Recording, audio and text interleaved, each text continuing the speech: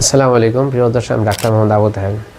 আমাদের ফ্রিজে আমরা যে সমস্ত খাবার রাখি, কয়েকটা খাবার আছে এরকম যা ফ্রিজে রাখার দ্বারা এই খাবারগুলো অনেক টক্সিসিটি তৈরি হয়ে যায়, অনেক বিষাক্ত হয়ে যায়, ফলে আমাদের বিভিন্ন রকম ক্ষতি হতে পারে।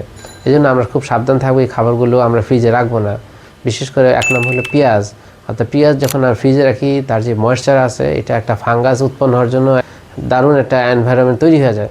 ফলে ফাঙ্গাস উৎপন্ন হয়, ফলে এটা পেঁয়াজকে টক্সিসিটি করে দেয়।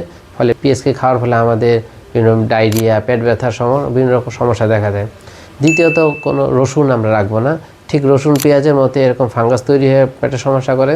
তাছাড়া অনেক সময় এই রসুন থেকে বিভিন্ন রকম অঙ্কুর উৎপন্ন হয়, ফলে তার যে নেচারটা পরিবর্তন হয়ে যায়, ফলে এটা একটা তিতা স্বাদ তৈরি হয়ে যায় এবং এটা অ্যাকশনটা অনেকটা কমে যায়। 3 নাম্বার হলো, আমরা কখনো আলুকে ফ্রিজিং করব না।